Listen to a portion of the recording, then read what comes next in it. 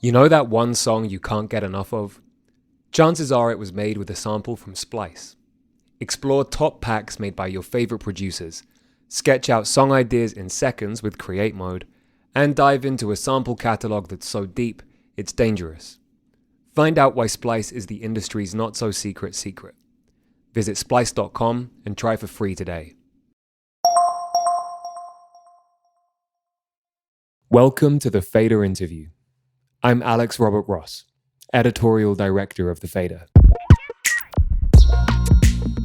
Fred Gibson, the London producer better known as Fred Again, is a master at cultivating joy.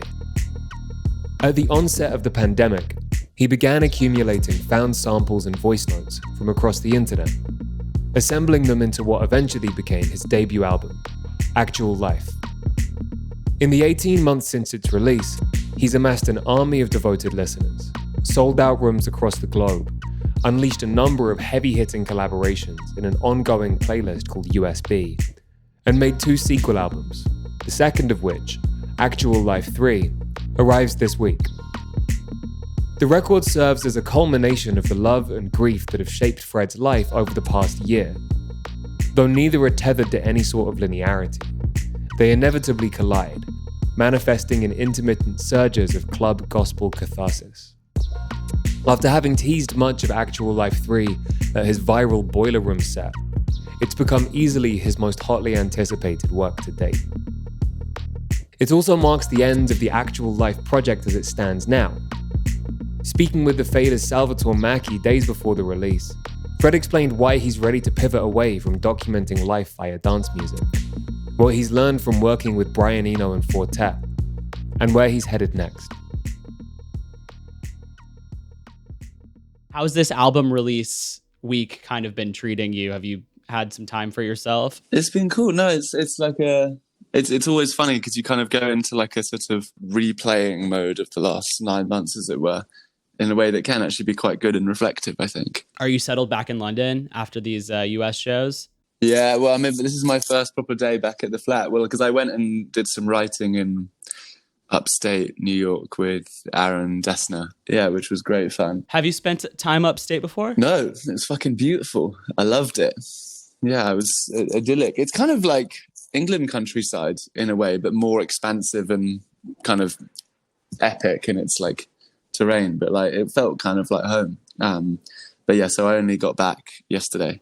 Incredible. Well, again, I really appreciate you taking the time to sort of get into this album with me. You know, it's interesting because when I typically, do these sort of album reviews, it's like we're talking about the record as this sort of individual story.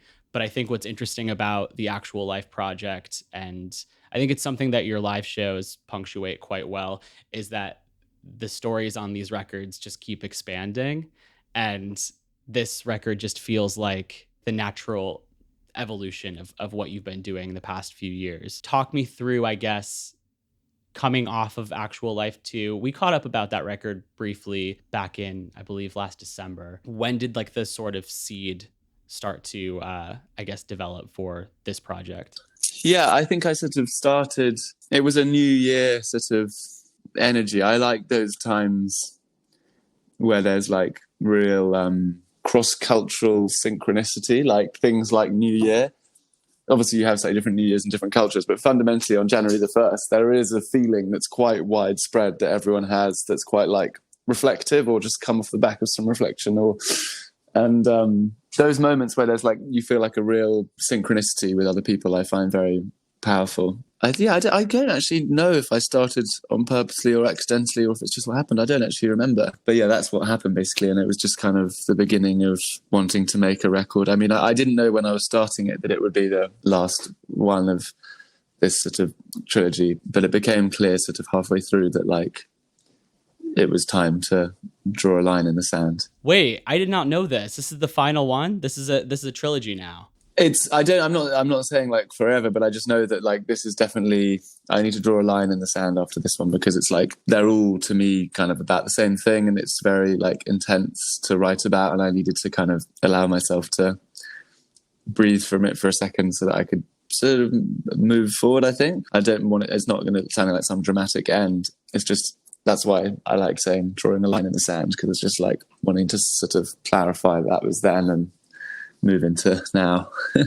I think you're really good at creating music that feels very high stakes. Like the stakes are very palpable in your songwriting and in your music. There was definitely like, I think a moment on this record where I was like, this would be difficult to continue, because I think something that we spoke about last time is grief's impact on this project, and talking about growing around grief was a big thing in actual life too. And that definitely is carried over into Actual Life 3. Tell me about how, like, I guess that process has sort of shaped what this album became. Yeah, I think it's like, I think trying to make like peace with it being like a non-linear thing. Like we were saying, as you said, about the second one, but like with it being a non-linear experience, you know, it might be that I make an album in 7 years' time that feels like it's most in the grips of this thing in a weird way. I hope, and I think what I'm trying to do with this record is portray some type of acceptance of that thing, and that it doesn't have like a beginning and a middle and an end, and it's just something that becomes you, and that has peaks and troughs, and it just becomes life. And so that's why I needed to sort of draw a line in the sand, because I was like needing to, obviously it's not the end of the Actual Life records, or it's not the end of the story, or it's not even the end of the feeling, but I just needed to put something to divide, like, okay, I'm going to pause for a second and just see what this feels like after a few months of just being stiller. I feel like there's also this sense of unburdening in a way with this project. The first record stemmed from this period of lockdown, which kind of carried over into the second record, but this past year, you've been everywhere. You know, you haven't been making music from this one location. It's kind of pulled you in many different directions. Do you feel like location has shaped what it turned out to be?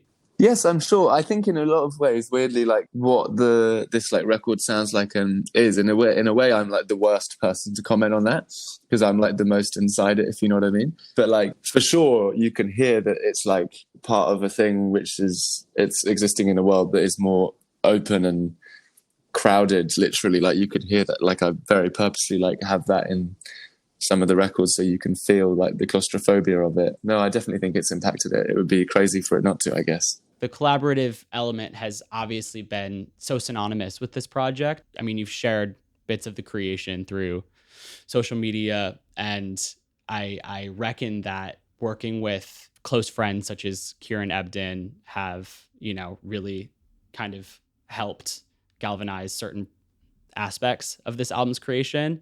And I'm really kind of curious about that and your friendship. Tell me the story behind that. Yeah, no, I mean, I think actually, to be honest, all of the records have been made with my best friends. I made a lot of the first record with Joy Anonymous, who I live with and is one of my best friends, and my little brother, who's my little brother, as well as the Parisi brothers, who we worked on a lot of the second record with as well, who are also two of my best friends. And then, yeah, as you say, Kieran, and yeah, even like people like Jamie and other people in this vein. Like that's always been what's fueled the music to me. Is like other human beings is infinitely more inspiring than anything else in the world. So like that's actually been a part of it always, and it always will be. Like I always feel really like grateful that I work in an art form that's like so able to do collaboration. I'm like, imagine if you're like a poet or like a painter. Like I just couldn't do that. Like in those things where they don't really like collaborate as much for one reason or another. Like I would just find that impossible. Like it's the absolute fuel for me is just like the humans and the lovely rooms like I get to sit in with these people. I think it was a video you posted of you and Kieran in a park in, I think it was New York City. It looked a lot like McCarran Park in Williamsburg. Was that it? Or was it Central Park? That's right. Yeah. It was McCarran? Yeah. And that's where you finished Delilah. That's right. I've quite often thought to myself, in McCarran Park, pull me out of this. So I like that sort of carried over. How did that song finally fit together? Because that definitely seems like kind of one of the aha moments of this project. I don't know. I spent a lot of time making different things around Delilah's vocal. there's loads and loads of versions that I built around those, basically just those two lines, just the, you know how to calm me down and pull me out of this. That was just like really immediately felt like an important lyric for me to hear on the record. So I put it in lots and lots of different like emotional frameworks for it to see what those lyrics sound like in those different frames. And yeah, for one reason or another, I think the clarity of this one came from wanting to create this juxtaposition of like the feeling of like having a panic attack in a club and it going from being like the most perfect place for human interaction and joy and connection to being like the most nightmare place in the world for if your mind starts going down a certain route, then it's the last place you want to be. And trying to like have this thing that like goes off into these like, you know how to calm me down, you know how to calm me down, sort of like going into your own mind a bit, and then gets pulled out into this more the person, you know, like reaching out for someone to pull you out of it. So like that was a story that was really important for me to tell. But fuck man, we made so many versions of that tune with like different everything changed. But yes, the big clarity for the very end was playing it in a rave in New York, and we understood a lot better about what needed to happen to it. So that's why we went to the part the next day and finished it. Pull me out of this.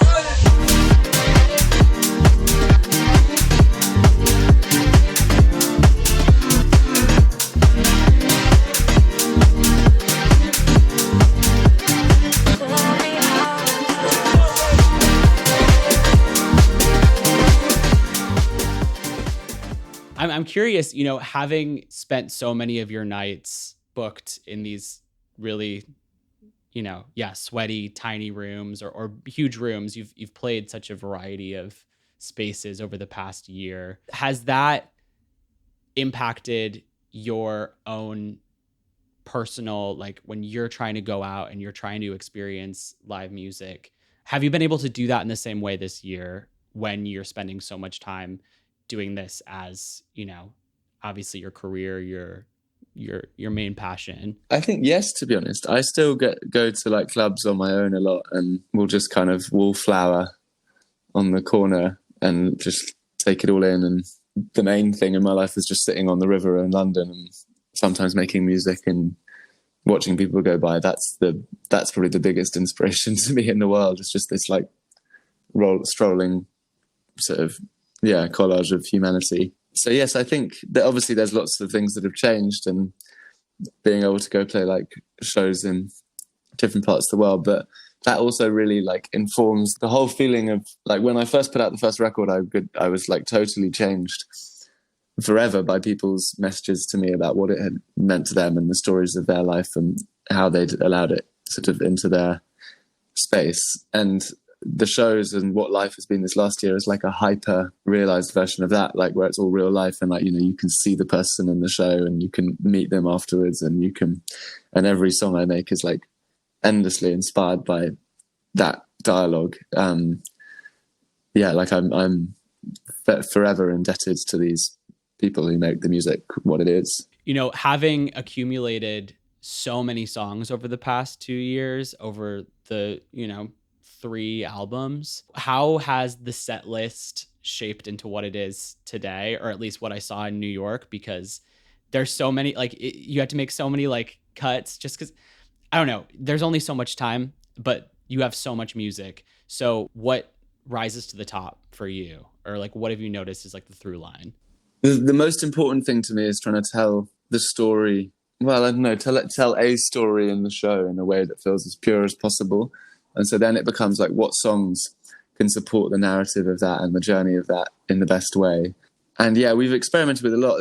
In the summer of shows, we played a lot of different set lists as well and tried a lot of different things and tried starting and finishing with different ones. And yes, I don't know what the through line is. I think I'm still working it out, and I'm looking forward to like, I just have this real feeling now of like, if we've been put in this incredibly like fortunate position of lots of people wanting to come to the shows and stuff, now I'm just like, all right, we need to make it fucking good. It's like, I'm just like, this is our responsibility to like, I really am just motivated to try and make it as pure and as good as possible. And hopefully, like you're saying, like there are Like, we put out a lot of tunes and I'm going to put out a lot more. And so I think and hope it will become like that people will arrive not sort of with too much of an expectation of this song or that song, but more just like a feeling in the room that we can sort of all live in together for an hour and a half or whatever. That's the main thing to me. I'm curious which of these songs, if any, have changed the most for you since playing them live and seeing how the audience responds to it. For me, it would be Angie, the I've Been Lost song that we mash up with a tune from this next record, the way we play it live. That's gone from being a song we didn't play in the set to being like the most important moment, I think. Being able to sing that with everyone is like, yeah, that means a lot. I think maybe right now it's that one. Maybe it will change.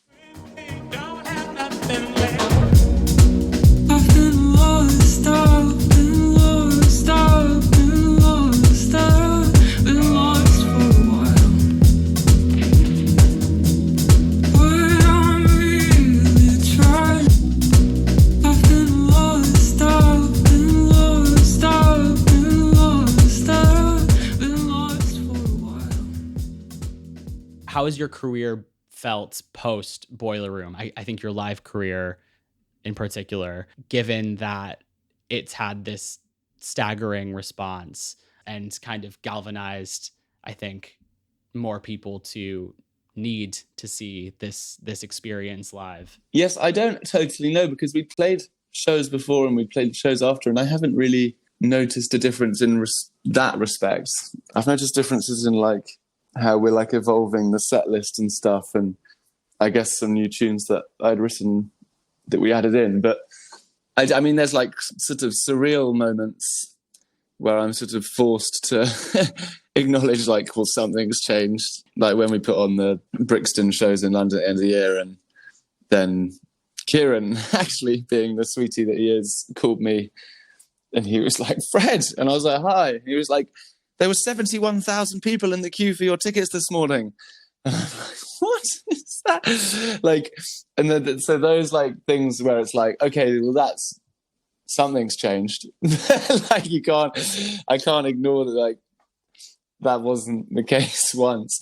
But in terms of like the feeling in the room, I don't think that has changed, which I'm very grateful to. It's just interesting because I like mentioning Fred again. I feel like around at least my circle of friends, it's like, Boiler Room. Have you seen the Boiler Room? Have you seen the Boiler Room? And going back and like rewatching that, it's just like this. I'm just curious how you sort of prepare for a feat of endurance such as that one.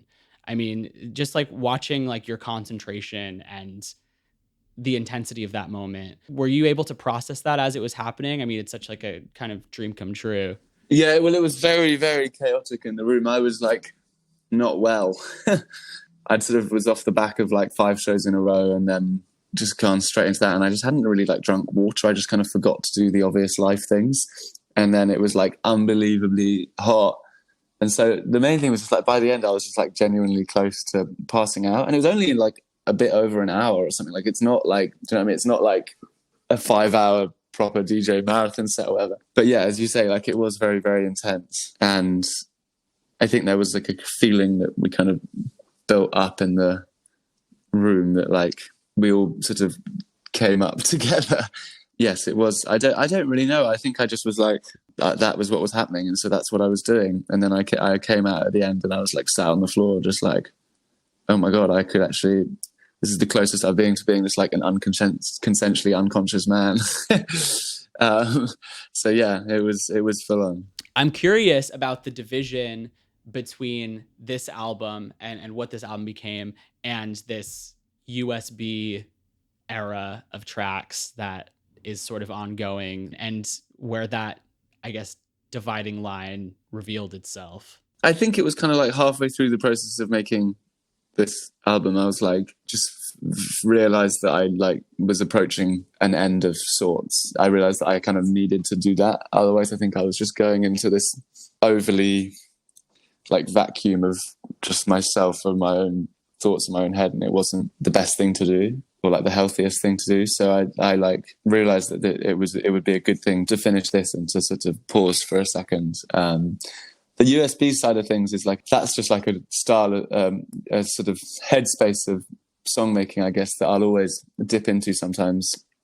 It isn't as enrapturing and like all-encompassing as like an actual life record. It's more like a tune that I can make with friends and like do collaborations with and play them out, and it's like a different thing I'm trying to make in those pieces of music. That's kind of an ongoing thing that I'll always do, and then I'm sure at one point I'll probably decide that I want to do another actual life record. I mean, right now I'm finishing an album with Brian Eno, which is the main thing I'm trying to finish at the moment, and that's also like a kind of different part of the headspace and like working and stuff. How has that process been? What have you learned from him? Obviously it's a ways away, and we're talking about this album right now, but I'm curious. Yeah, I mean, I think I'm very indebted to Brian for a lot of stuff with my music, and like it was when I was first right at the kind of about to start going back to making my own music again a few years ago, at the beginning of starting like the Fred Again stuff, I guess, that he emailed me and was like, all right, enough is enough. Go back to doing your stuff now, the stuff that you were doing when we first met. And so, yeah, I'm great. I owe him a lot. But with this record, I think it was like, he's always helped. I've always brought him the records as I was working on them and the different songs and the different albums as we were going through. And there was always a strand that we worked on together that became something slightly different. I don't quite understand it yet because I'm slightly too inside it still, but I think it's like a more meditative space for the samples to exist in. It's much more slower and breathable. But yes, the main Brian like USP, I think, is that he is like a kid, essentially. He plays every day. Like that's what he does in the studio, or when he's painting or making his art or whatever. Like he just has retained a spirit of play that is like so admirable in a creative, I think. There's a reason why I love making music on like tubes and trains and stuff, and the reason why I think it still works on tour is because if you're on a train, I think your brain goes into this type of state of mind that is very conducive to a lot of good creative processes. You surrender a degree of control just by the whole nature of the whole thing. You just kind of get onto some massive thing and a little piece of paper sorts the whole thing. It's kind of wild. And then this massive thing just drives for hundreds of miles or whatever, and you have no real control. But just by the nature of being sat in your chair, you're kind of achieving one of the things you need to do that day because you're getting to wherever you need to go. And so I think that puts you into a very liberated state of mind because you're much more prone to being like, all right, I'm sat here, I'm already kind of getting one thing done just by the nature of sitting still. So I might as well mess around a bit or like just play with this for a second. Like it doesn't feel so much like sit down, here's the studio, make your song now. It feels more just like, oh, maybe like this could be a fun thing to do for the next 40 minutes with a cup of tea on the train. Like I think tubes, trains, planes are particularly powerful for that reason. They're like the most extreme version of that. You're cut off from everyone. Yeah, they're really, I think, cheat codes to creativity. I want to talk about Clara, The Night is Dark. Journey on. Oh, the night is dark. It won't be very long. If you don't know, Don't worry, it's my soul.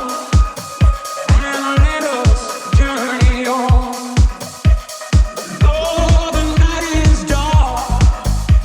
It won't be very long.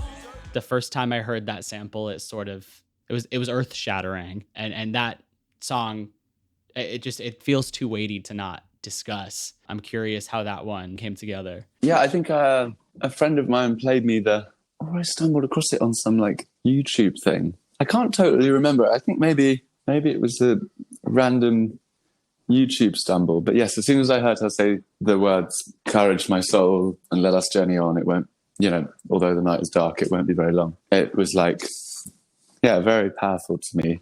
And the like unbelievable like declaration style of her, like she's so like the way she sings is just like so, it's such an announcement. And then that like, because the other voice on that song is the spoken like shout things, is my friend Senny when we were on a night out, and she kept on shouting out. I don't even know why. There was lots of people who were just saying things. It's kind of chaos, but then you can just hear her being like, "If you don't know, then don't worry." Which in the context of the Clara lyrics, I was just like, and I love the way the voices are so different and so like everything about the way they're like recorded and the way the voices sound and all the background noise, and then like you can so hear like the night out from where Senny comes from, which I really love. Yeah, it was an important song to come at that moment in the record to me, that there needed to be something that showed that I hadn't given up. I've always been curious, but especially on this record, I seem to gather that a lot of the process is finding these samples and then building these structures around them. Has it ever been the case that you've built the structure and then found the sample to bring in? I think sometimes it does get blurrier. Obviously, as you say, most of the time it comes from the way round you said, of like finding a vocals and building around these samples. But there are moments, I guess, where like I'll make a sketch one day, like it won't become a whole song or whatever, but there'll be something in it, in like the breakdown, there'll be a drums and bass part or whatever that I just will stay in the back of my mind. If I'm working on another song months later, I might suddenly be like, oh, do you remember maybe that thing I could put on this, or maybe I could start with something from one of those today.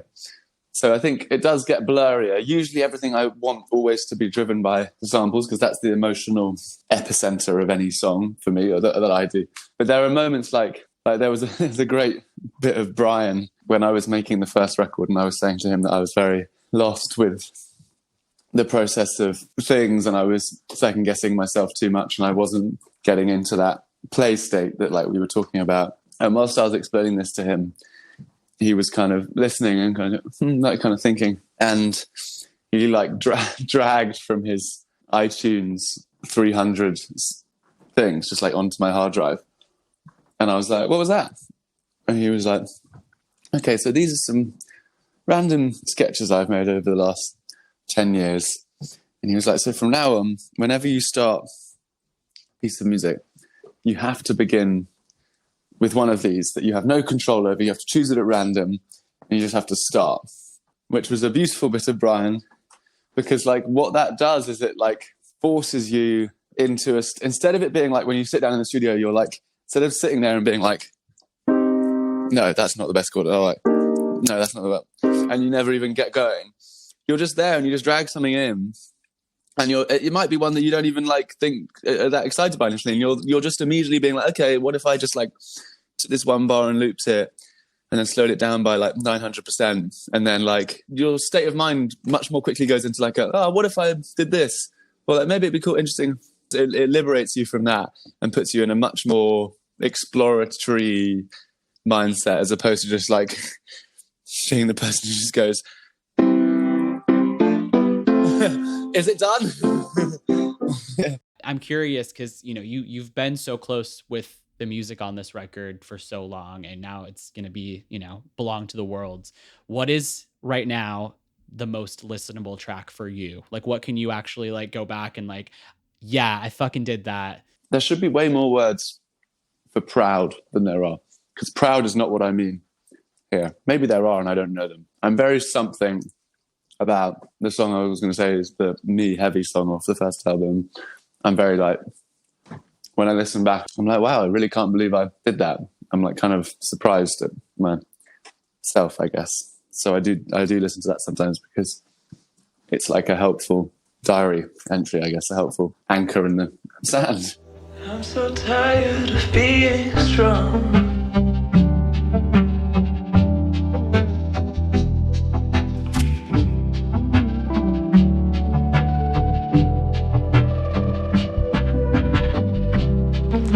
But I don't want you to see this face. Speaking of Marker in the Sand, have you had a chance to see Triangle of Sadness yet? No. Someone was telling me about this the other day. Wait, which is that again? It's the movie about super rich people on a boat. Why did this come up? No, I haven't seen it. Because your song closes out the whole movie. Oh, maybe that's why it came up. Right. Which song? Maria. Jokes. That must have been why it came up. I can't remember the context, but no, that's funny. Is it a good film? Everyone loves it. I have not watched it yet because I have a weird thing about puke scenes, and there's like a 10-minute like intense puke scene. But I hear that it's like the sync of the year. Like everyone who's seen it is like, oh my God, the way they end that movie with Fred again is crazy. So yeah, I'll be curious to hear what you think upon seeing it. Wow, I'm looking forward to seeing that. No, it's mad. 10-minute puke scene? No way. It's not 10 minutes. That's too much for me. I think it is. I mean, it's part of the poster. So Oh my God. one day I'll muster up the strength in my stomach, but not today, Satan. Zooming out from that a little bit, something I've been asking people lately, when you're playing music for your friends these days, no audience, just like you and your mates, what is your like back pocket, like they don't know this, but like this is gonna fucking rip right now? I'd have to have my USB there, all these like weirdly labeled stuff. It would probably be something that Hen, my flatmate, has made. So I couldn't play it to him, but to anyone else. He makes so many wicked like edits and like bootleg mashup things that he'll just play in sets.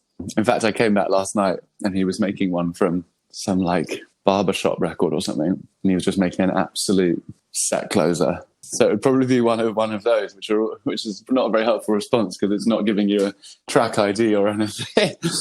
I'm curious to sort of round out this conversation, given that Actual Life 3 is sort of the period dot on you know, this chapter and kind of opening up what's next.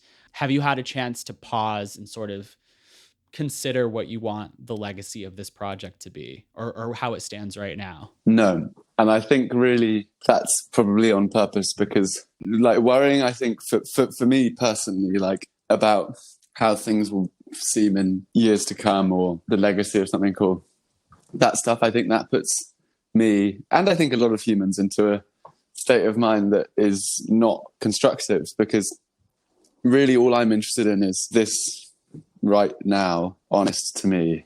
And then if it is, I'm like, great, done. Like I'm not trying to tick any other box, because to me, in my mind, as long as that's the case, there's no vacancy for regret, because I know that even if in 10 years I'm like, oh, I'd make a totally different thing now, whatever, I'll be like, that was what that was then. That was the diary entry for that year or that month. And so it is intrinsically sound to me, even regardless of all the other things you can question. That's all I'm interested in trying to do. And so I don't think at all about the like legacy or how it will seem in a few years. I'm just trying to try and pinpoint what it is now. I'm glad to hear that you've sort of freed yourself of the criteria, I guess, of marking those moments. I'm curious how the Fred Again project will sort of evolve in this next chapter, where it's not so marked by those dates and times. Yeah. I appreciate it. Let's see. Thanks, man. Sometimes I wanna feel the pain. You say you're done, but you're over here naked in the middle of the day. Sometimes I wanna feel the pain. You say you're done, fuck what they say, I'm safe. That was Fred Gibson talking to the Faders' Salvatore Maicki. Fred Again's new album, Actual Life 3, is out Friday, October 28, via Atlantic. The Fader interview is engineered by Tony Giambroni. The executive producer is Alex Robert Ross, and the associate producer is Raphael Helfand. We'd like to thank Loughton Audio for providing our microphones. You can find them online at lautenaudio.com. And we'd like to thank James Ivey for providing our intro music. If you enjoyed today's episode, we'd appreciate if you left a 5-star rating and review. If you like listening to The Fader, good news. We're now on the new live radio app, AMP. You can download it from the App Store now. And keep an eye on thefader.com for essential music news, interviews, and essays. We'll be back soon with another episode of The Fader Interview. Goodbye until then.